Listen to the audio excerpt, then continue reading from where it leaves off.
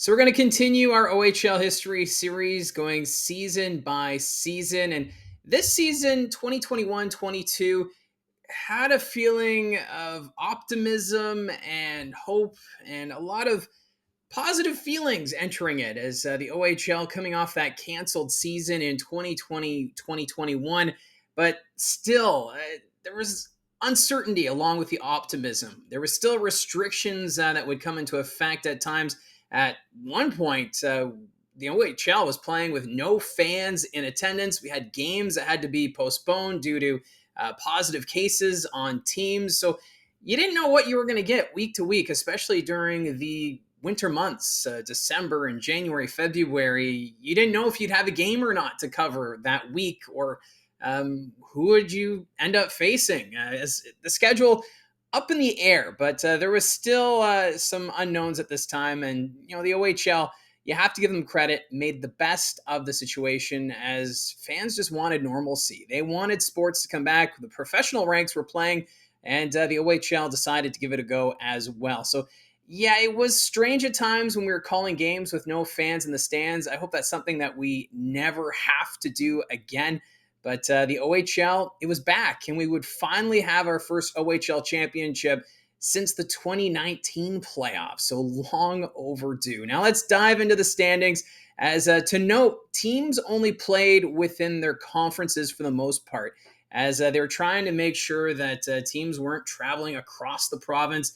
At the start of the season, the three US-based teams would only play games against one another before finally crossing the border and facing opponents in the Western Conference.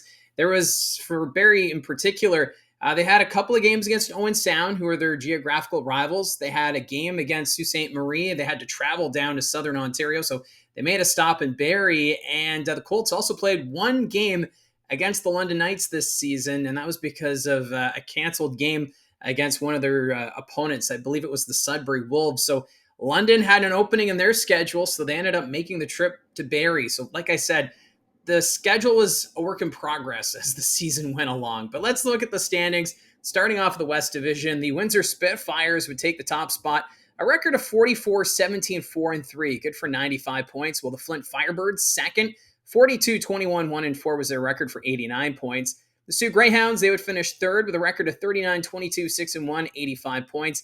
The Sarnia Sting, fourth with a record of 27, 36, 4, and 1, 59 points. And at the bottom of the division and missing the playoffs would be the Saginaw Spirit with a record of 24, 43, and 1 for 21 points. In the Midwest Division, it would the London Knights. They would take top spot with a record of 39, 22, 1, and 4, 85 points. The Guelph Storm, 36, 24, 5, and 3 was their record for 80 points. The Owen Sound Attack, third, 34, 26, 5, and 3 was their record for 76 points. While the Kitchener Rangers, fourth with a record of 30, 31, 5, and 2 for 67 points. And missing the playoffs would be the Erie Otters with a record of 27, 37, 2, and 2 for 58 points. In the Eastern Conference, we'll start with the Central Division. The North Bay Battalion, they would take top spot with a record of 43, 18, 3, and 4 for 93 points.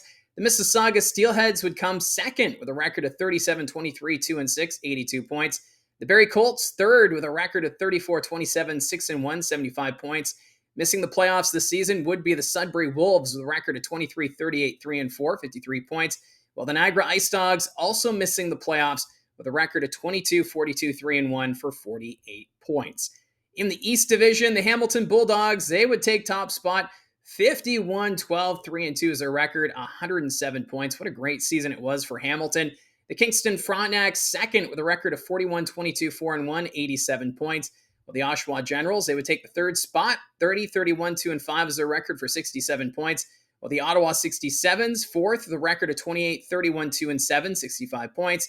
And the Peterborough Petes, despite finishing at the bottom of the division, would still make the playoffs with a record of 29, 33, 5, and 1, 64 points. Now, prior to the season, the Sarnia Sting would actually draft the first female player in Ontario Hockey League history. They would draft goaltender Taya Curry with the 267th overall selection. It was a great milestone for female hockey players, but we haven't seen Curry dress in the Ontario Hockey League, so that's the next milestone for female players. We'll have to wait and see who that next player will be and when that will take place. especially with the growth of the PWHL, you would imagine that we're going to start to see some more female athletes maybe push the boundaries and maybe challenge for a spot on a junior hockey team, but still the Sarnia Sting. There's your trivia answer. The first team in the OHL to draft a female player. The Niagara Ice Dogs, they would be back in the news for off-ice drama. There would be an OHL investigation looking into what was said on a WhatsApp group chat, and that involved general manager Joey Burke and head coach Billy Burke. And in the end, the team fined $150,000, and the two were suspended by Commissioner David Branch. Their parents owning the team, so the Burke family. This was such a tough spot for the Niagara Ice Dogs, as it seemed as though every other year something was coming up. We had the recruitment violation a couple years prior to this, and now this WhatsApp group chat controversy. But after this investigation, months after actually, the Burke family decided to sell the Niagara Ice Dogs, and that's when Darren DeDobler would become the majority owner, and he would make himself the general manager. And don't worry, we still have some Niagara Ice Dogs stuff to talk about when it comes to off-ice drama, as this didn't really settle anything. This also wouldn't be the only off-ice situation the league would have to investigate, as the Flint Firebirds team president, Terry Christensen, he would actually be expelled after it was found he violated OHL policy for harassment, abuse, and diversity. We didn't find out what exactly happened, but the OHL was pretty quick on the ruling in regards to Christensen and the Flint Firebirds.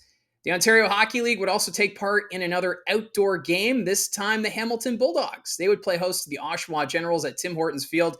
12,587 fans, so not too bad there for another outdoor game for the Ontario Hockey League, as Hamilton, their days were numbered when it came to playing in the OHL, and we'll get to that soon enough, but still a positive there for the Hamilton Bulldogs when they were calling the hammer home at that time. Now, looking at your top scorers for this season in 2021-22, Wyatt Johnston of the Windsor Spitfires led the way, 46 goals, 78 assists, 124 points. Second in scoring, Rory Cairns of the Sioux Greyhounds, 43 goals, 75 assists, 118 points. Lucas Edmonds of the Kingston Frontenacs was third, 34 goals, 79 assists, 113 points. Luke Evangelista of the London Knights, 55 goals, 56 assists, 111 points.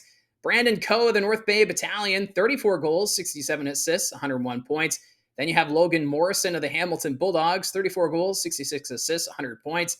Brandon Othman of the Flint Firebirds, he was seventh in scoring, 50 goals, 47 assists, 97 points. Shane Wright from the Kingston Frontenacs had 32 goals, 62 assists, 94 points. Ninth in scoring was Matvey Petrov of the North Bay Battalion, 40 goals, 50 assists, 90 points. And rounding up the top 10, Mitchell Russell of the North Bay Battalion, 41 goals, 47 assists, 88 points. Now, looking at the playoff bracket, we'll start off in the Western Conference. The Spitfires, they had the number one seed in the West. They would need 6 games to eliminate the Sarnia Sting in the opening round of the playoffs. Meanwhile, the Kitchener Rangers, they would pull off the 7-game upset over the London Knights, as that rivalry, those two teams just seem to have a knack for finding a way to play each other in the playoffs, this time coming in the first round with the Rangers getting the better say against the Knights. Meanwhile, the Flint Firebirds, they would have a 7-game thriller against the Owen Sound attack, and it would be the Flint Firebirds who would advance to the second round, while the Sioux Greyhounds, they only needed 5 games to take care of the Guelph Storm.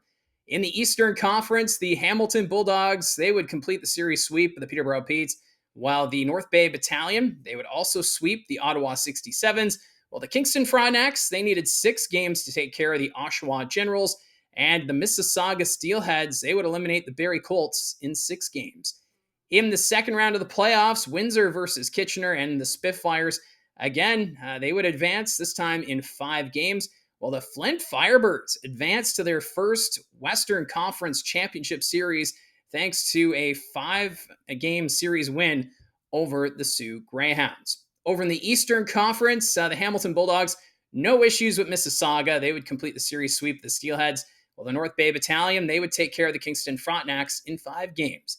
So in your semifinals, starting in the Western Conference, the Windsor Spitfires and Flint Firebirds, they went down to the wire, and it would be the Spitfires advancing in 7 games over the Firebirds. And in the Eastern Conference, Hamilton, no issues with North Bay. as they would complete the series sweep. So for the OHL Championship, it would feature the Hamilton Bulldogs versus the Windsor Spitfires. And this one, a classic. These two teams battled it out.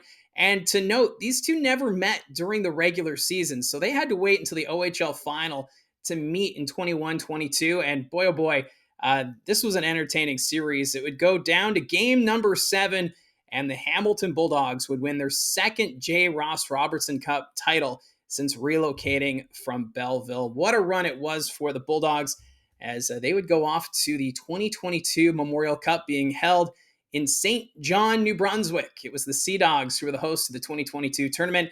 So the Bulldogs, Sea Dogs, they would be joined by the Shawinigan Cataracts and the Edmonton Oil Kings from the Western Hockey League, who won their league championships.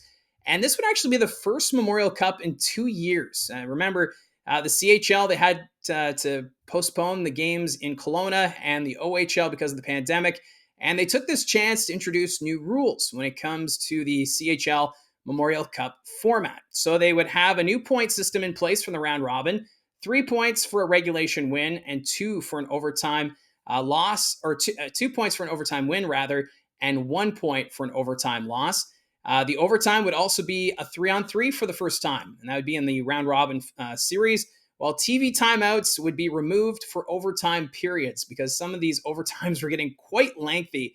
And for broadcast reasons, they got rid of the TV timeouts to make these games wrap up a little faster. So that was one strategy they had. Now, Hamilton, they had a 1-2 record following the round robin, and they would have to face Shawinigan in the semifinal, and they would defeat the Cataracts in overtime. So the Bulldogs would advance to the Memorial Cup Championship facing the host Sea Dogs, and they would actually lose to St. John, who would defeat the Bulldogs by a final score of 6-3. So Hamilton coming oh so close to winning their first Memorial Cup Championship. Now, looking at your award winners for this season, starting off with the Red Tilson Award for Most Outstanding Player. No surprise, Wyatt Johnston of the Windsor Spitfires would win the award this season. He would also win the Eddie Powers Memorial Award for top scorer. The Coach of the Year went to James Richmond of the Mississauga Steelheads, while General Manager of the Year, Steve Staios of the Hamilton Bulldogs. And of course, Steve Staios, now the GM of the Ottawa Senators at the time of recording here. The Dave Pickney Trophy, that would go to Marco Constantini and Matteo Drobak of the Hamilton Bulldogs. The Max Kaminsky for Most Outstanding Defenseman, Nathan Staios of the Hamilton Bulldogs. The Jim Mahan Memorial Trophy, Lucas Edmonds of the Kingston Frontenacs would take that one home. The Ems Family Award for Rookie of the Year, Cam Allen of the Guelph Storm. He had a great season there for Guelph.